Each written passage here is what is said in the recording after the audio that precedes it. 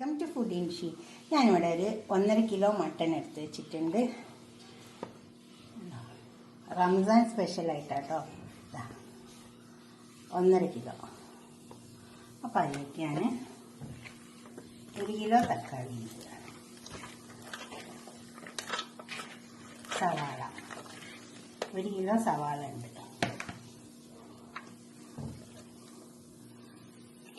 പിന്നെ തൈര്, പച്ചമസാല, പച്ചമുളക്, ഇഞ്ചി, വെളുത്തുള്ളി, മല്ലിയില, പുതിന,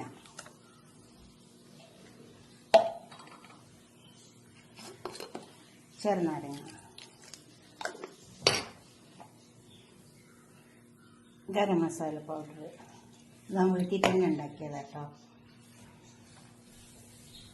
ഉപ്പ്, സോൾട്ട്, ഇത് ആവശ്യത്തിന് ഇട്ട് കൊടുത്താൽ മതി. ഇത് നന്നായി കുഴച്ചെടുക്കാം.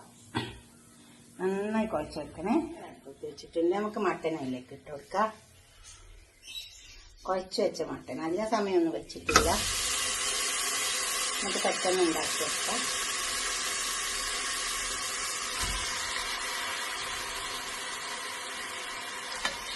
മുഴുവൻ ഇട്ട് കൊടുക്കാം.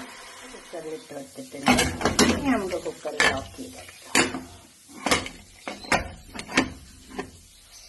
ഇത് വെന്ത് വരട്ടെ. കുക്കറിൽ കിടന്ന് എടുത്ത് വെച്ചിട്ടുണ്ട്. അതിൽ കുറച്ച് നെയ്യ് ഒഴിച്ച് കൊടുത്തിട്ടുണ്ട്. അത് ചൂടായി വന്നിട്ടുണ്ട്. ആ ഉള്ളി ഒന്ന് അതിൽ കിടന്നൊന്ന് മൂത്തും സവാള മരുന്ന് വന്നിട്ടുണ്ട്. അപ്പോൾ അതിലേക്ക് വെള്ളം ഒഴിച്ച് കൊടുക്കാം. വെള്ളം തിളച്ച് വരട്ടെ. 5 കപ്പ് അരിയാണ് ഞാൻ വെക്കുന്നത്. ഇത് നമ്മളെ മസാല വെന്ത വെള്ളമാണ്. 5 കപ്പ് അരിയാണ് വെക്കുന്നത്. 1 കപ്പിന് 1.5 കപ്പ് പ്രകാരമാണ് വെള്ളം എടുക്കുന്നത്. ഇതിലേക്ക് ബാക്കി വെള്ളം കൊണ്ട് 4 കപ്പേ ഉള്ളൂ. ഇത് വെള്ളം ഒഴിച്ച് കംപ്ലീറ്റ് ആയിട്ടുണ്ട്. അപ്പോൾ കുറച്ച് ഉപ്പ് ഇട്ട് കൊടുക്കാം. ഇങ്ങനെ ചോറ് വെച്ചാൽ നല്ല ടേസ്റ്റ് ഉണ്ടാവും കേട്ടോ. നമുക്കത് മൂടി കൊടുക്കാം. വെള്ളം തിളച്ചതിന് ശേഷം അരി ഇട്ട് കൊടുക്കാം. വെള്ളം തിളച്ച് വന്നിട്ടുണ്ട്. അതിലേക്ക് അരി ഇട്ട് കൊടുക്കാം.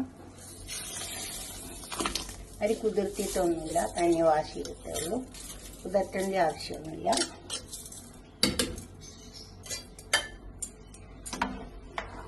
ഇത് നമ്മളെ കയമ റോസാണ്, നല്ല അരിയാണ്.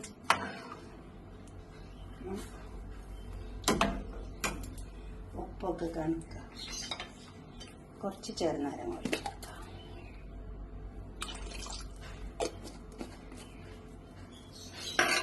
ഈ ബീഫ് മട്ടൻ വെന്ത വെള്ളമായതുകൊണ്ട് പിന്നെ ഉപ്പ് കുറച്ചും കൂടെ ഇട്ട് കൊടുക്കാം.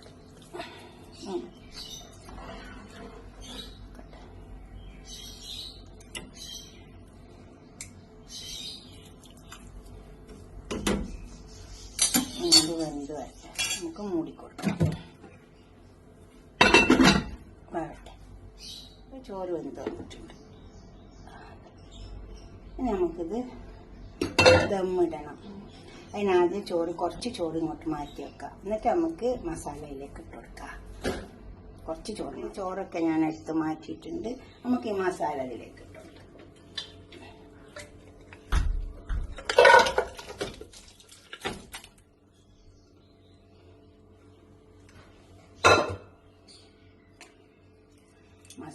മുഴുവൻ മസാല ഇട്ട് കൊടുത്തിട്ടുണ്ട്.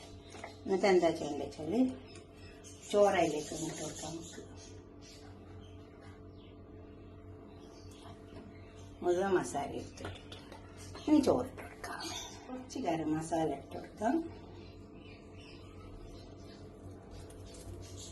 ഇത് വീട്ടിൽ തന്നെ പൊടിച്ചുണ്ടാക്കിയതാണ്.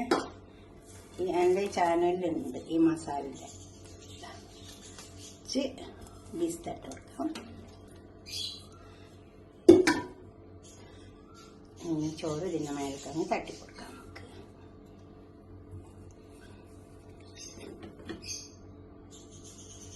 നമുക്ക് കുറേശ്ശെ അങ്ങോട്ട് ഇട്ടാൽ മതി. കുറച്ച് നേരം ഒന്ന് മൂടി വെച്ചാൽ നല്ല ദമ്മായിക്കോളും.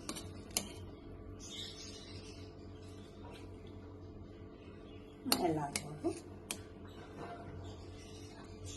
പോലെ അതിലേക്ക് മുഴുവൻ ചോറും അതിലേക്ക് ഇട്ട് കൊടുത്തിട്ടുണ്ട്. കുറച്ച് മഞ്ഞൾ ഇങ്ങനെ കലക്കി ഒഴിച്ചു കൊടുക്കുക. ഫുഡ് കളർ ഉണ്ടെങ്കിൽ ഇട്ട് കൊടുക്കാം. ഞാൻ കുറച്ച് മഞ്ഞൾ ഇട്ടിട്ടുള്ളൂ.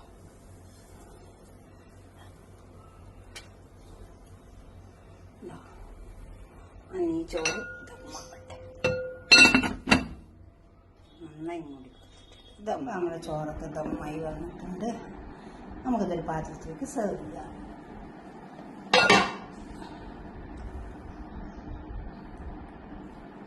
ചട്ടിൻ്റെ കൂടെ അച്ചാറിൻ്റെ കൂടെ ഒക്കെ കഴിക്കണം.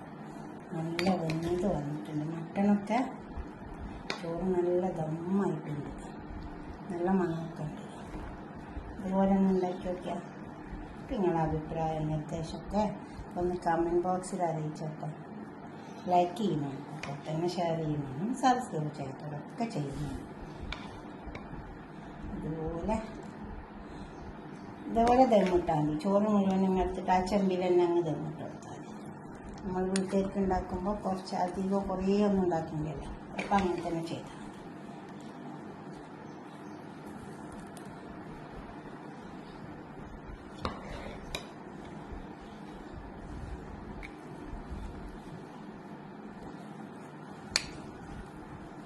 ഇതുപോലെ ഉണ്ടാക്കുക. വെള്ളമൊക്കെ കണക്കാക്കിയിട്ട് ഒഴിച്ചു കൊടുക്കുക.